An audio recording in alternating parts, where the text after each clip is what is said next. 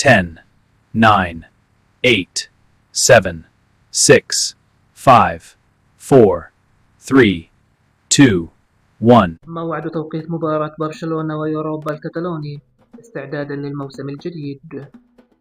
لكن في البداية أتمنى منك الاشتراك في القناة والإعجاب بالفيديو وكتابة توقعك لنتيجة اللقاء في التعليقات.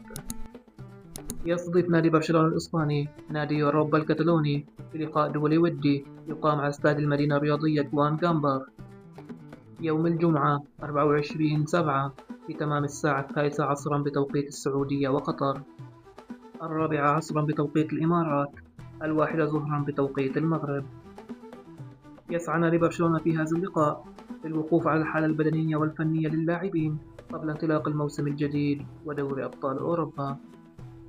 أما عن القنوات الناقلة لا يوجد أي نقل عربي لحد الآن لهذا اللقاء، ومن الممكن نقله على قنوات نادي برشلونة الرسمية. في الختام اكتب لنا توقعك لنتيجة هذا اللقاء في التعليقات، ولا تنسى الاشتراك بالقناة والإعجاب بالفيديو.